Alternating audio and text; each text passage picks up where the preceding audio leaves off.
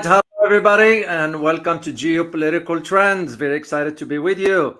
I got an interesting topic. It's as I mentioned last time, I decided to do this separately because yesterday some of you have asked if I could combine the two topics. No, so I decided now because you need to know a lot of stuff pertain to not only the meeting but the sort of the message that meeting was sending and the meeting between the Russian and the Chinese defense minister in SCO. So I'm gonna during their defense minister summit. So anyway, this is what I'm gonna get into. Let me first say hi as always. Peanut Brain, good to see you as always. How is the U.S. barking? Very interesting. Well, I use the term that's metaphorically. It's a metaphor. Of course, it's not barking; it's voicing its concern. But sometimes in wording, you just have to, in a subtle way. That's usually how you send a message. So that's why I use the term barking. Michael, good to see you. Jade Dwag, good to see you. You're put. Hurry up, Dr. O. I need to listen to this. You're my number one. Let me share it with everybody. You're my number one news fact checking channel. Well, thank you very much. Thank you very much. Weebing, yep, good to see you. David Law, Hamad City, as always. Taiwan Still, Willie Homan, Army with Harmony, Jan Hokor, good to see you. Masian Dorsier, Ram Batari, good to see you, and hello to you as well. Truth Seeker, good to see you. Saeed Razali, I'm sorry, good to see you. Oriel Vato and John Smith from New Zealand, good to see you. Athene Wu, as always. Francis Tango, Bob Coke, good to see you all, guys. Camp 35, good to see you all here. So, all right, let's talk about our topic here because it's very interesting, and I did more read up on it yesterday, and I'll provide you the links and all that. But again, the whole reason why I do, by this now, I do certain topics because I want to provide you the big picture. Of course, you fill in the gap yourself based on your interpretation, your understanding, and your own conclusion. So what I share with you, it's my own opinions. Now, if you find them useful and informative, and you might reach the same conclusion, be it. If not, your conclusion is very, very important. So here is the topic we're going to be talking about today. So, well, of course, the idea of the meeting which came between the defense ministers of China and Russia during the the SCO defense ministers meeting that took place. And of course, this comes over as the U.S. is voicing its displeasure over China's support of Russia. Well, who cares what the U.S. think? Expressing pleasure, displeasure or not, who cares? It's because the rest of the world will be saying, some countries, not all, will be saying the same, expressing their own displeasure over the U.S. support of Ukraine. That just doesn't. And this is again where that failure of how our strategists in Washington are losing grip on the reality. Unlike they are divorced from the reality of it. So here are the key questions that we ought to ask, because again, you cannot discuss a topic without understanding at least some key questions that provide you the basic framework. So one is, what are the long-term strategic objectives of this summit? But again, of the meeting. But it's not about just the meeting. It's about the objective of this partnership, this cooperation, this rapprochement, this whatever term you want to use. I will not just use the term alliance yet, and I'm going to discuss this. So it will be, what are the long-term strategic objectives, because you have to think strategically here. Second, and here is the question, will an alliance endure? This is with the assumption that an alliance emerges. And by the way, the alliance will not be limited to only those two countries. And I'll share with you as I move forward. And that begs the third question. Could other countries join that alliance if it emerges? And the fourth question is, how may this impact the global balance of power? You have to think about the changes in the global balance of power. because it will be arrogant of us to be thinking, us meaning the West, or maybe the US. I'll speak for my country here. It will be arrogant of us to be thinking that we, the American military might, will be able to overtake or dominate or challenge those countries if combined. The facts speak for themselves. We couldn't even win a conflict. I won't even call it a war in Iraq or Afghanistan or Yemen. Look what's going on right now in the Red Sea. So, and that's why we ought to ask that last question. Okay, how may this impact the global balance of power? It's very, very, very important. So, let me do a headline for you, because there are some key information you need to know. Again, I do this for a reason, because I know if it's not covered. This is, by the way, an image of the two, and I'm going to talk details as I move forward. So here's the first one. It's very interesting. KFC, which, by the way, I cannot stress enough, do not eat that kind of food. Again, it's your decision, but my advice to you. Here is what's happening in Malaysia. About 600 KFC restaurants in Malaysia are sort of shutting down. Yeah, very, very interesting. And this is according to Singapore Street Times. That's the publication that reported that one. So it says the American restaurant chain Kentucky, KFC, Kentucky Fried Chicken, has temporarily closed its 108 outlets in Malaysia against the backdrop of a boycott launched in response to the Israeli attack on Gaza. Well, it's not just the KFC itself. You have other ones as well, which, by the way, especially for the McDonald's and the KFC, once again, my advice to you, stay away from that food if you only know what's in it. Your health is very important. Be aware of what you are consuming. So I find this very, very interesting that it's coming from Asia, because now it's gonna sort of a lot of countries are going into the same direction. So, and according to Singapore newspaper Straits Times, that Kentucky had KFC, has stopped its business in Malaysia. And the newspaper quoted restaurant workers that KFC branches have been almost empty of customers for a week. So that just says the story right there. So next one has to do with the UK. Anybody from the UK, please confirm if this is not right, which usually I'll check the information before I'll share it with you. This picture is from UK, and by the way, I'll give credit to the European News Agency for the picture, because it's the right thing to do. So what's going on? The cost of living in Britain, it's going even beyond, as the Brits now is getting more anxious.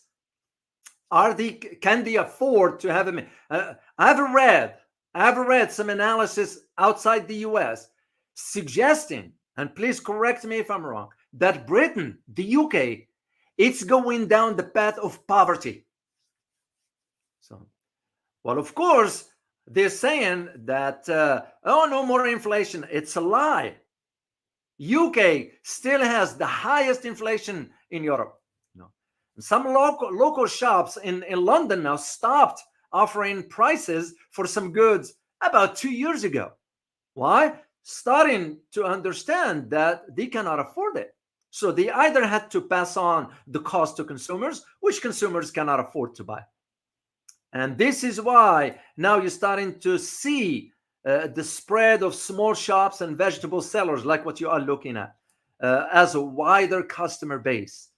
So the cost of living in Britain has been going up for almost the worst in 40 years.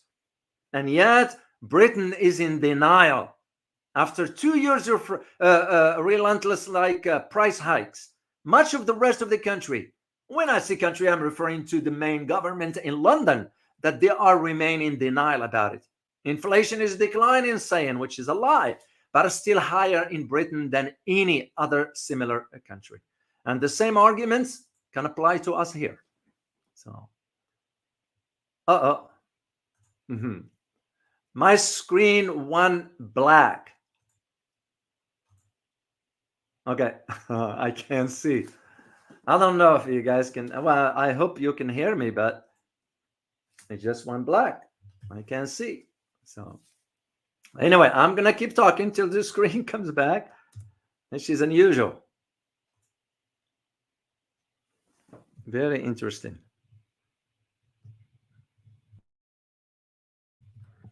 There we go. It's back. Cancel. Okay. No. All right. It's still here. So, next one quickly here. Israeli media now inside Israel fear of an arrest warrant that will be based on facts, not rumors.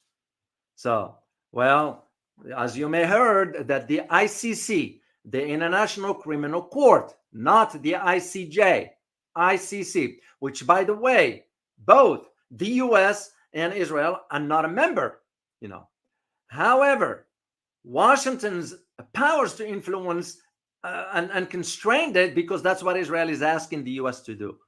Well, why is this? It's because Britain is one of the most influenced into the party. Why? Because of the head of the ICC. Do you guys know who the head of the ICC? He's British, by the way. Let me just see if you can type in his name. So let me see if you can type in his name.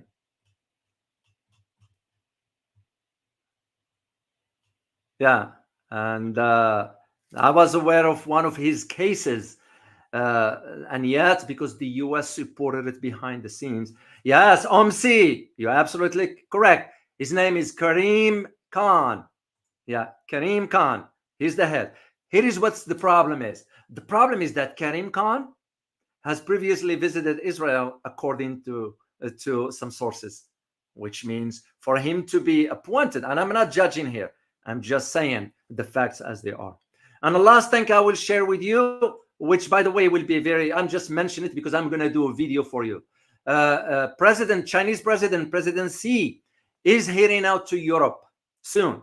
So I'm going to reach out to my own people in Europe this afternoon to find out some facts as to the purpose of the trip and the locations. I already got a heads up as to the locations, including France, where my family lives. I'm going to find out a few things. But what's interesting is about a third country he's going to go to. I find it very, very, very interesting. So I'm going to be preparing a video for you once I confirm some information and just go from there. So, all right, let's get into our analysis about the meeting between the two defense ministers of Russia and China. So, and by the way, this one is my analysis will be based on a reaction to an article that I read. It was written by Don Jacobson, and I'm going to provide you the link for it and so forth. So, what you're looking at? You're looking at the picture of the the Russian defense minister on your left. That's Mr. Sergei Shoigu, which, by the way, do you guys know that he has no military background, but seems to be doing fine. So, and meeting with his counterpart of the Minister of the National Defense of the PRC, of People's Republic of China. His name is Dong Yun. I hope I pronounce it correctly. Dong Yun. It's a Dongjun. Dong Yun. And this was on the sideline, of course, of the SCO, or Shanghai Cooperation Organization's defense minister, that was just held 2 days ago in Astana, Kazakhstan. Very, very interesting. And by the way, I give credit to the picture to the Russian Defense Ministry press service. So well, here is the whole. It's not about just the meeting in itself. It's the symbol of what it represents. That is what you need to get out of just that picture by itself. Of course, before I'll delve deeper, it behooves us to know a little bit about SCO. A lot of people do not know about SCO, how it came to be, and who's in it. So I'm going to provide you a brief history. This is an old picture, by the way. This goes back to the meeting in 2015, if I'm not mistaken. And actually, it is 15, because I can see in the back right there. I'm going to provide you a brief history. So here is what's interesting, guys. I looked at one information coming out of the Council of Foreign Relations here in the US about SCO. Completely, slightly different from really the accurate information coming from overseas. So I'm going to provide you the one from overseas, and I will provide you the link in the description. So the SCO, or Shanghai Cooperation Organization, is a permanent intergovernmental international organization established on June 15, 2001 in Shanghai. PRC, that's what it was. And the members at that time were the Republic of Kazakhstan, the PRC, or the People's Republic of China, Greek Republic, the Russian Federation, and the Republic of Tajikistan. The Republic of Uzbekistan joined in later on. So in 2002, the charter for the SCO was signed at the meeting of the Council of Head of States in St. Petersburg, which entered into force on September 2003. It is a statute that stipulates the goals, principles, structure, and major areas of activities of the organization. Now, here is a quick question for you guys. And again, just to have you part of the conversation. What do you think is the official language of the SCO? Can anybody tell me? Can you please type in a chat box? What is the official language of the SCO? I just want to get your take into this, and I'm not going to answer it. I'll keep going till I see some. It takes a while to show up here. I'll move on while I'm waiting for your answers. So currently, there are about 9 members.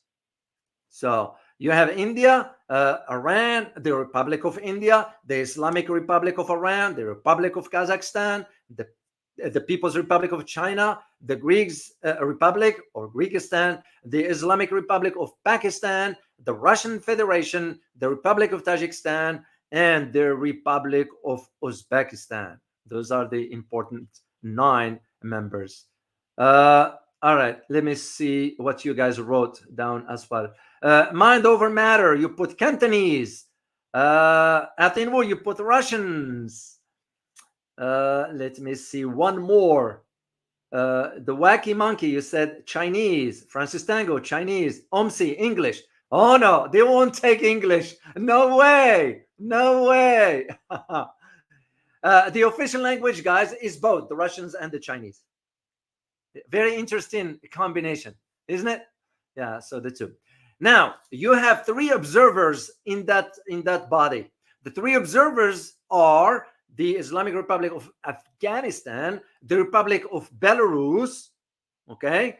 Then you have Mongolia, believe it or not. Then you have 14 partners. Those are not official members.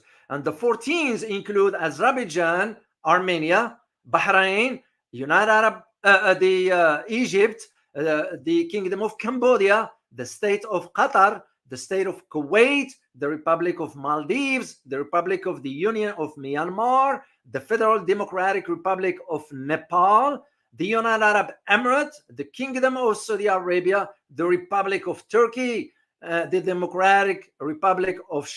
Democratic Socialist Republic of Sri Lanka. Very, very interesting. Those are just observers not observers, or rather dialogue partners. So why is this important, guys? Why is it important to understand the history of it? It shows you that also, I'll make the same argument, the same like BRICS. SCO can have a major influence if it gets its act together as well. But again, you can have members that are not contributing to the efforts of the team. Now, you can pick whatever country you can think of. I have some in mind as to it might not be for the convenience of it. You invite them, but you also have to think strategically here. So As I said, the same arguments for ASEAN, the same arguments for BRICS.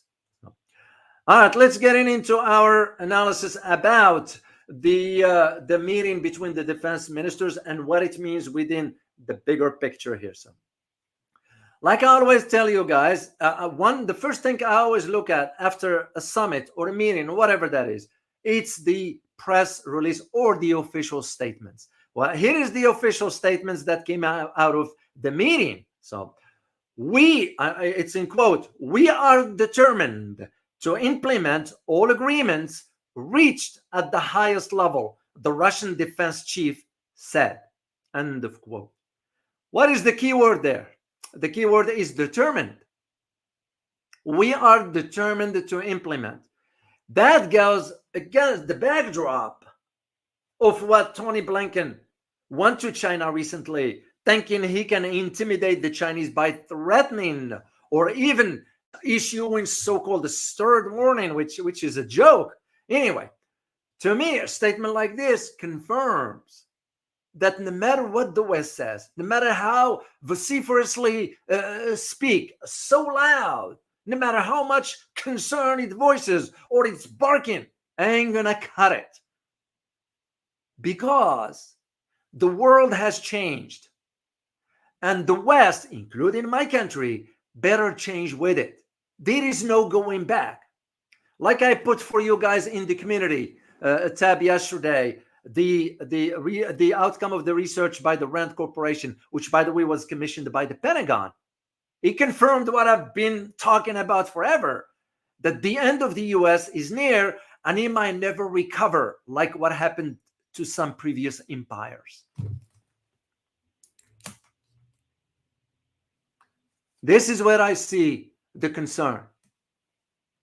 But a statement like this, it tells you exactly where things are moving. So now here's the thing.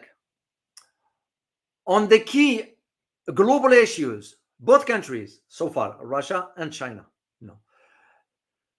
they sort of have an agreement on how they perceive, how they read, how they interpret the world current status, the global dynamics, that is.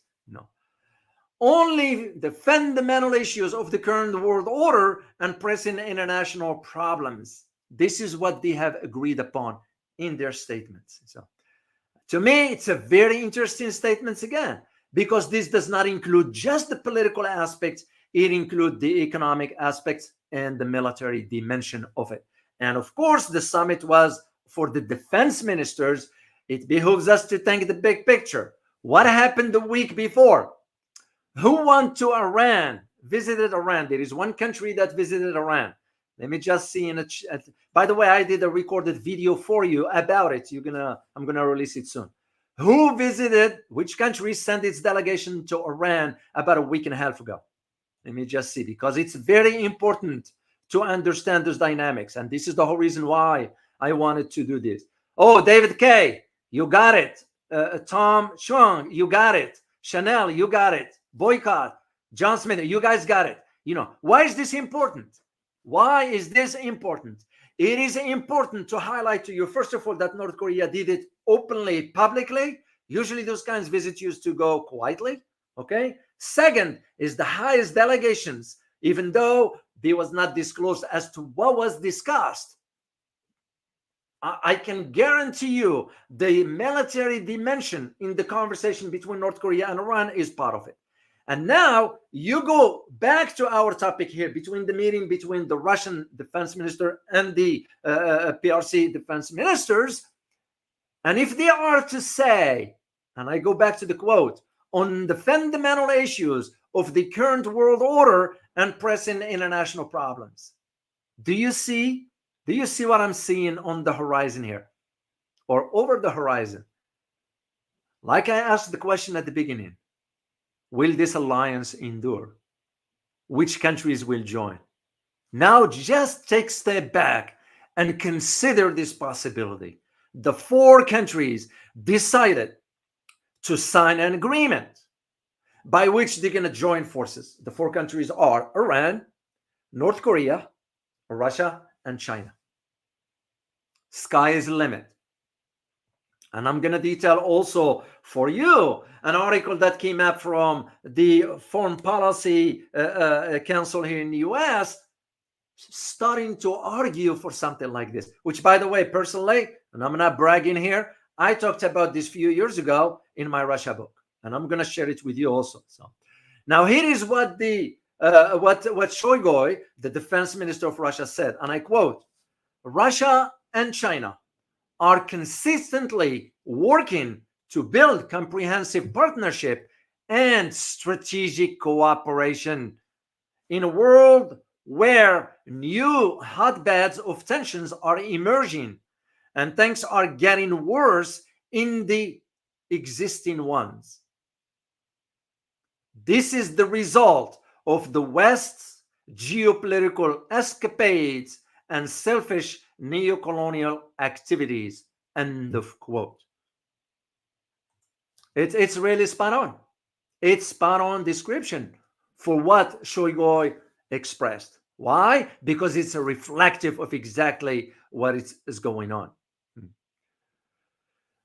On his part, China's Dong, the defense minister, they don't call them defense minister, they call his title, I believe, is the Minister of National Defense of the PRC. On his part, Dong said, and I quote, "It is particularly important that the relationships between our armed forces maintain a high dynamics and respond to the trends of the time." End of quote. Once again, the message is right there. You can read between the lines. China, I'm sure most of you know, China deliver messages in a subtle way. For us in the West, it's the cultural aspect of it. We tend to not only inflate, but try to thumb our chest. Hey, I'm stating this, I'm stating that, and just make it this massive, big, whatever. When in reality, you don't need to. China does it differently. Russia does it differently. They tend to do things in a subtle way. And to me, the message that the Chinese official said expresses that. That is what's important to understand. So now, when you think about the military dimensions, you have to also consider other aspects. And this, you think about it as a geopolitical analyst, you have to think in terms of what makes a country to move up in its military structure. Because without one particular aspect, there is no way. What is that aspect, guys? Can you think? Just on the top of your head, can you think? What will lead a country to go ahead and move into its military structure or apparatus or strength or build up, whatever, after one aspect is sort of the foundation is set? Can you think of one specific aspect of it? Let me just see. I just want to engage you into this conversation here. So, because we saw it in the US, on a threat. No, mind over. No, Go back to World War II. How did the US evolve? What led it to? Oh, Chanel, you got it. It's the economy. We did it after World War II. Now it's China's turn, and China's been working on it. Russia, of course, was the Soviet Union back then. Its economy back then. Remember, there's massive economy was at that time in Soviet Union, which pushed it into the military. China did it slightly differently. China built the foundation economically on which to stand, then expanding the military to preserve and protect that economic infrastructure. Spot on, guys. Spot on. And again, I don't have my doubts in your ability now to truly understand how to sort of decipher the messages that comes through high-ranking officials, diplomats, the one with the wisdom and pragmatism. You know, I'm not talking about Tony here. So now, why is the economy important? It's because you need to understand also the idea of where China and Russia are economically these days. So I got an article, which, by the way, I thought I had the picture of it, but I'm going to share it with you. And I'm going to put the link for you guys later on. If the picture, yeah, I'll show you this one here.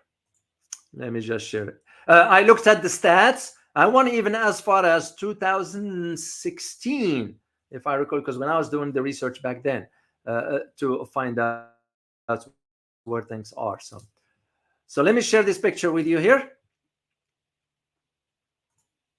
Okay, full screen.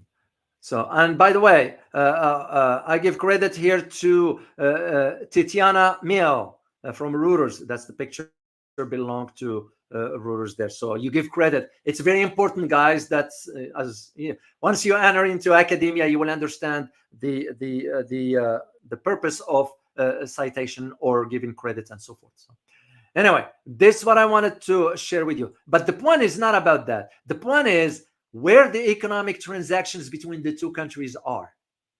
That is what's important. Well, if you go back to 2017, if I'm not mistaken, and please correct me if I'm wrong, back then it was about 78 billion.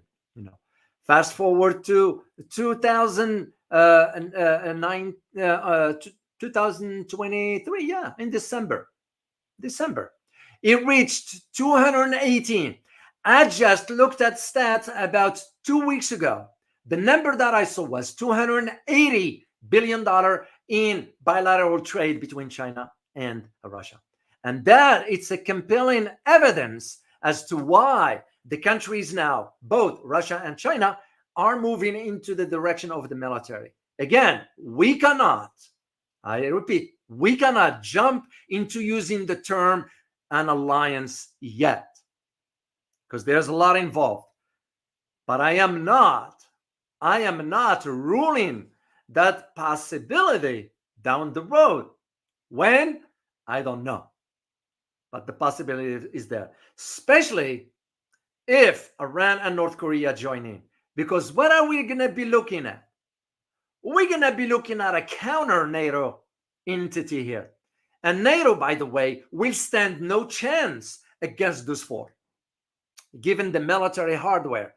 As a matter of fact, I just got a word yesterday that the U.S., not the U.S., NATO, well, of course, NATO is the U.S. NATO now is pulling out the U.S. Abrams tanks from Ukraine. They're taking them out. And do you know what they say in the reason? Oh, we don't want it to fall in the hands of the Russians. That's a lie. That is a fat lie. Flat out lie. You know what the reason is? It's because they don't want, NATO, the US, don't want the images of the Abrams tanks being destroyed by the Russians.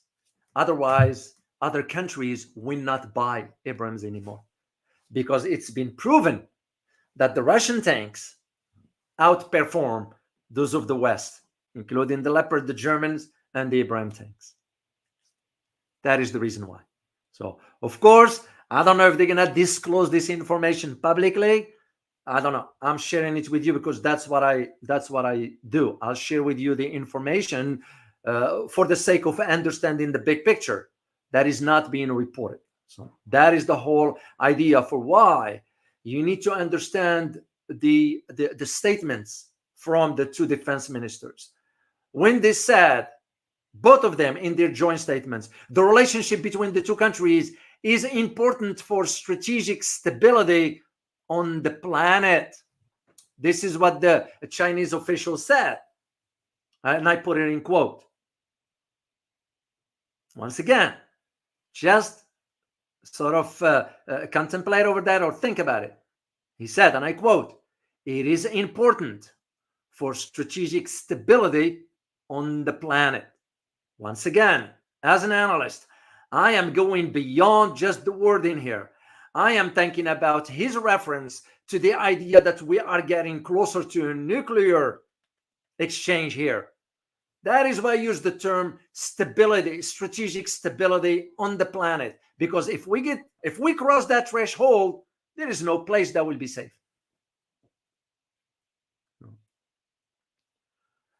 And this is where it's very, very important to understand within the context of why the State Department said what it says prior to Tony going over to China, which, by the way, do you guys, one of you, I'm sorry, I forget the name who, because I couldn't remember, but I read it. One of you mentioned that, he said, Dr. O, do you remember when Tony went to China last year? And I remember that, of course. What was in the room? There were a lot of flowers, that's usually symbolic. What was in the room this time around? Nothing. Yeah.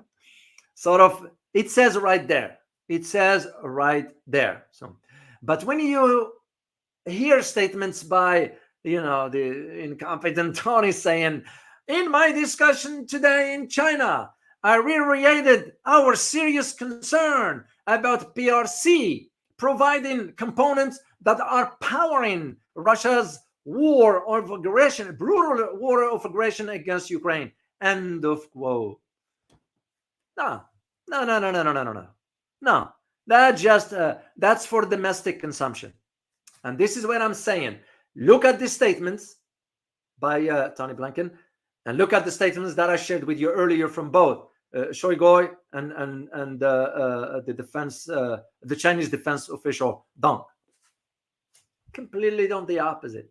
There is no need for this on part of the Russians, on part of the Chinese. So,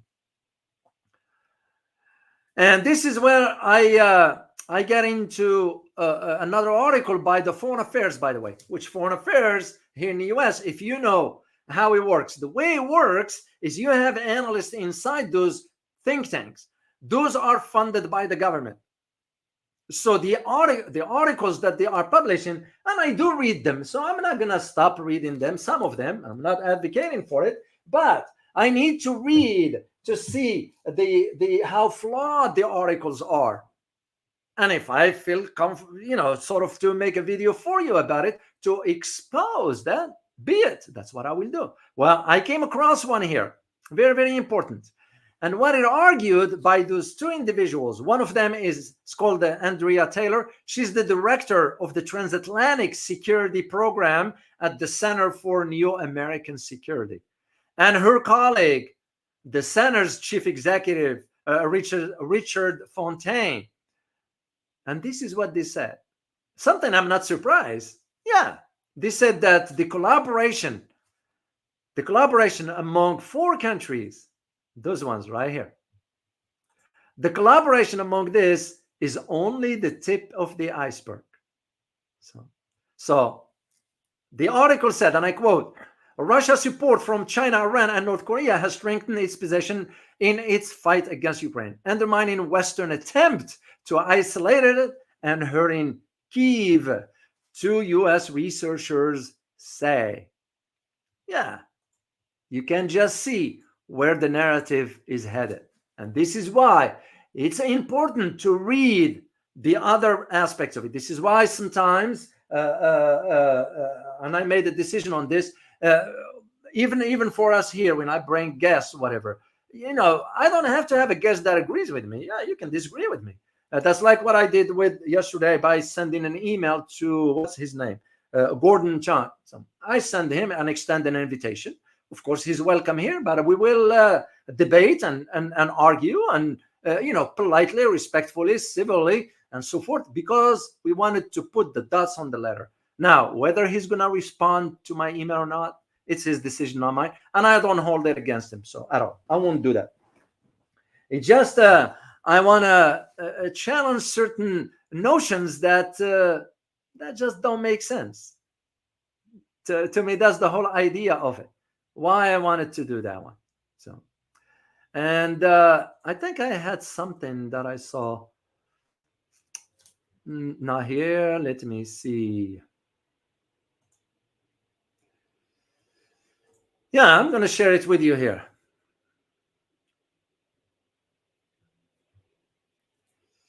All right, check out this, and I got it through my Twitter feed, because I have like about 6,000, I think 6,000 followers, whatever.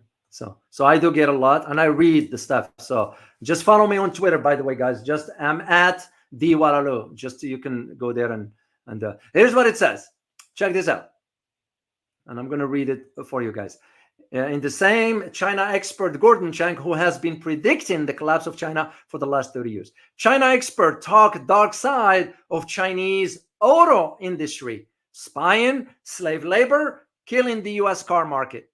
So, and this is why I'd like to bring in Mr. Gordon here, Mr. Chang, and we'll have a civil conversation and put the dots on the letter within the context of the changing global order. It's because if we are to see, and again, you go back to the statements by the defense ministers, the global stability, which country is creating tensions here? Which country is fomenting more conflicts? So, because truth matters. So, and again, to make it even more compelling for you, I'm going to share one aspect with you from my book pertaining to this aspect that we're talking about today. That's what I discussed back then. And when I analyzed certain, where do I see the Sino-Russian relationship moving forward? And back then I argued that the importance of analyzing the Sino-Russian partnership, because it will have to be centered.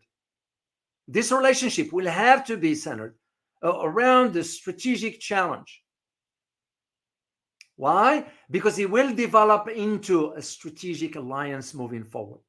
Of course, it will challenge the United States. There is no other outcome to that. So that in turn, that challenge to the U.S., that in turn will have serious consequences for the U.S. in Central Asia and the Pacific theater.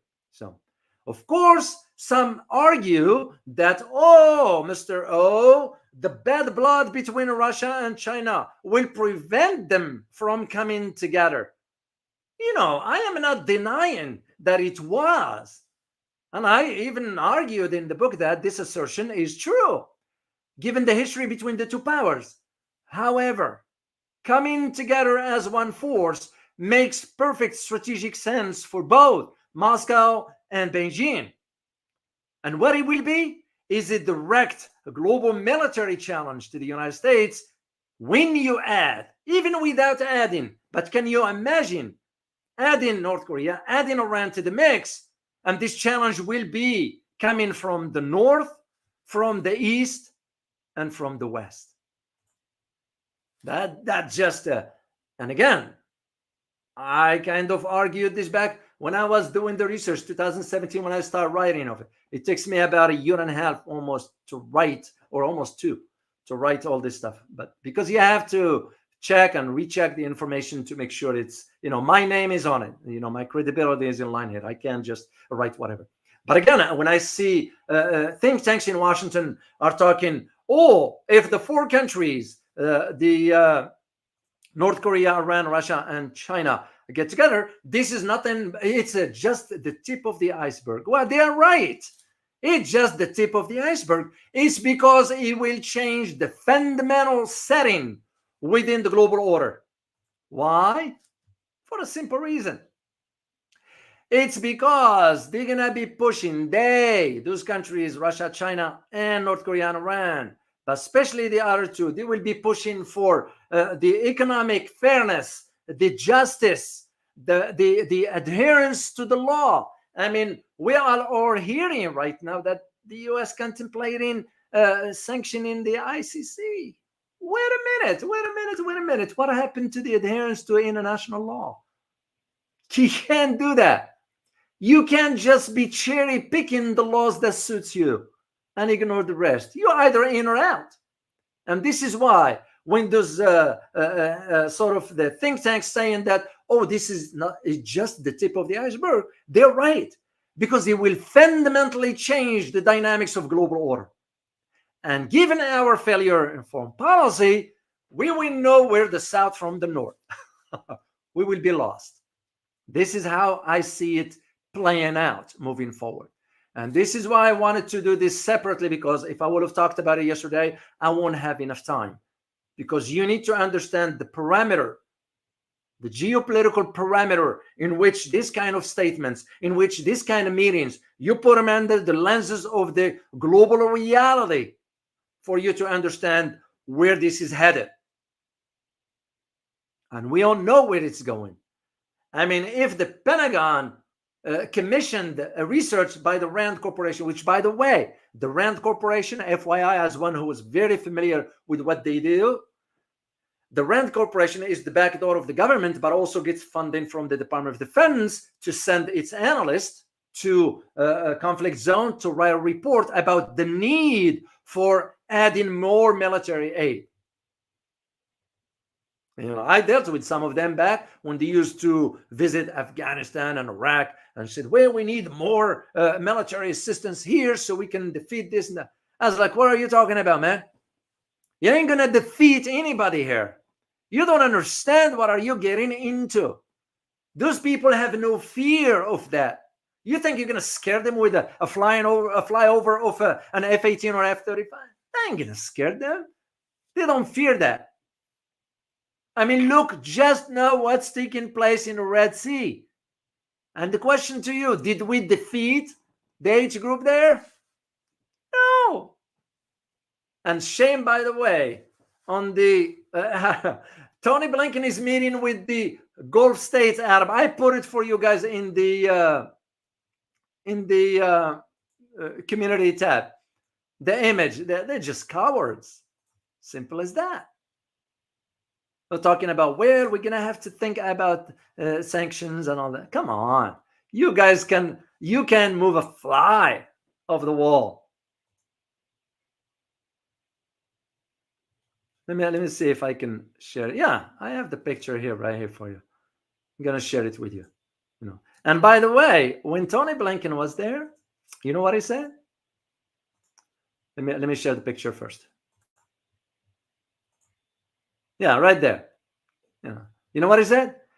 He said that the Gulf states have to coordinate against Iran. Well, hold on a second. If you are this mighty power, couldn't you take Iran on your own? The reason is we can't. Because we know we won't be able to defeat Iran. That is the reason. Because we don't know what Iran has. You know what Iran sort of when they launched those rockets, the missiles, those are nothing in comparison to what they truly have. So what the Tony Blinken is pushing Arabs over the cliffs, but at the same time, Arab leaders are useless anyway. They are useless. I mean, true meaning of cowards. Shame.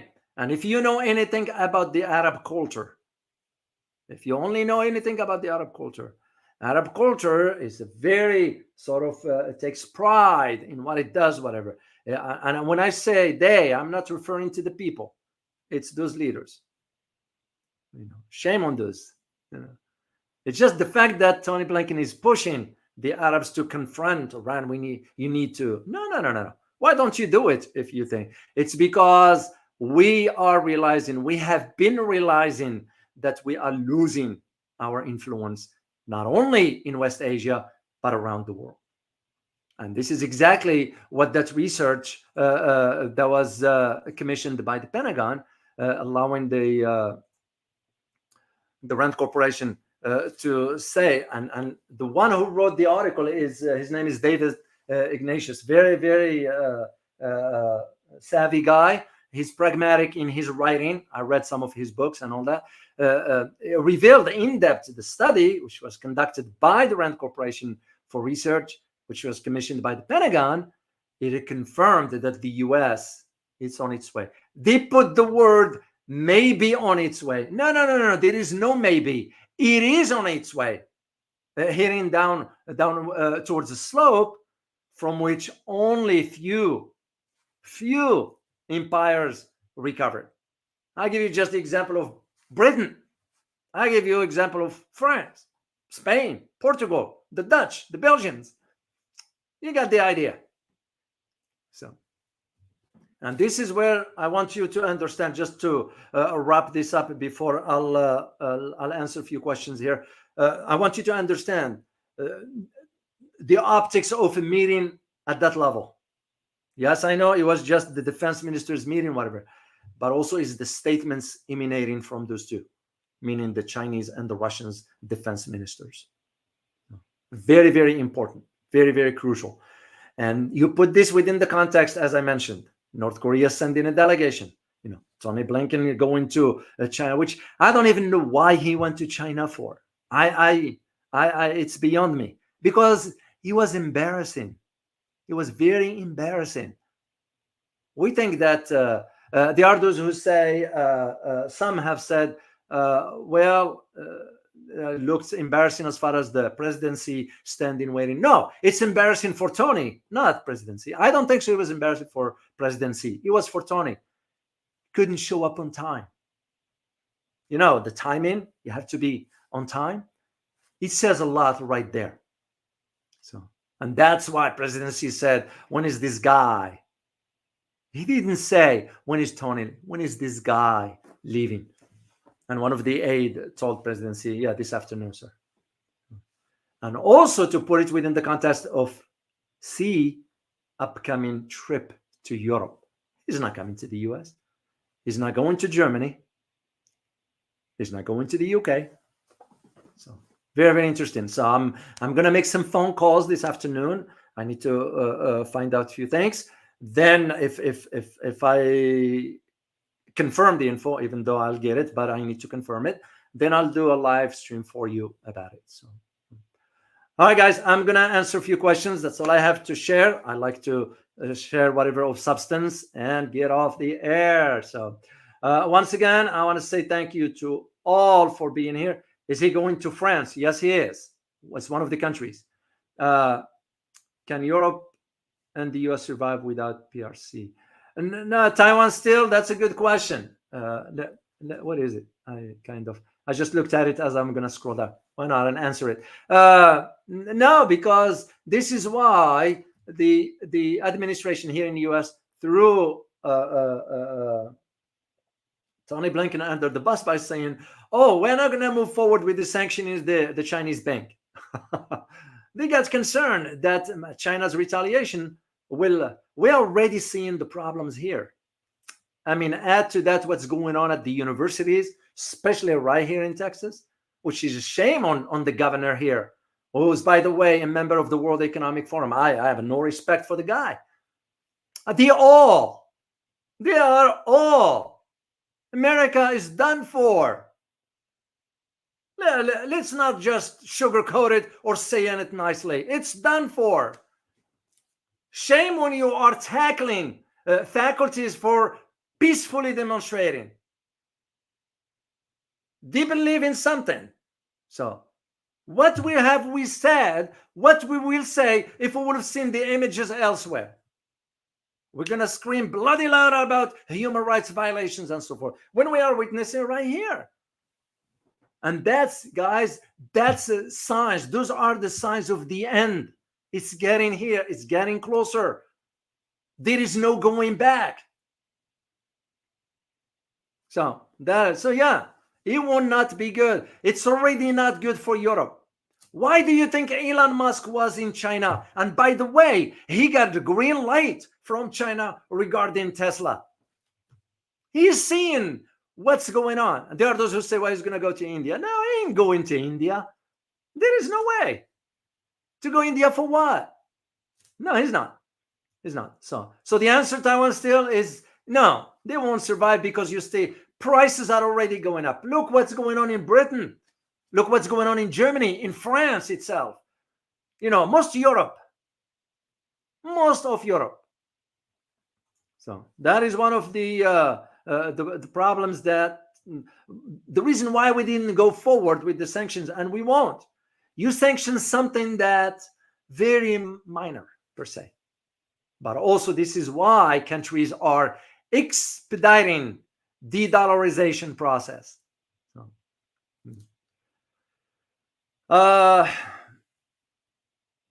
Okay, David K.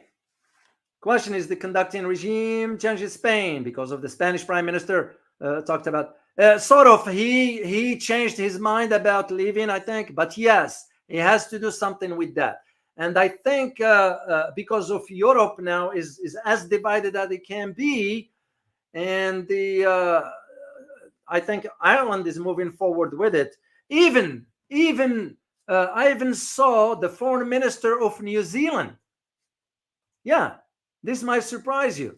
The foreign minister of New Zealand, he's saying now that the two-state solutions has to move forward. That is what he's saying. Now, New Zealand, well, it depends. I'll let you decide on that. Where do you see New Zealand moving forward? So that is the whole reason for that. Let me see another question here. The Wacky Monkey. Let me share it here with everybody. And by the way, guys, thank you all for your support. Thanks to those who buy me coffee and tea and send PayPal support for that. It is greatly appreciated. So, why did SCO allow India to join when India is also in Quad to counter China, not to mention? I wish I can answer that one. I really wish. The same. I wish I can. Now, it's kind of...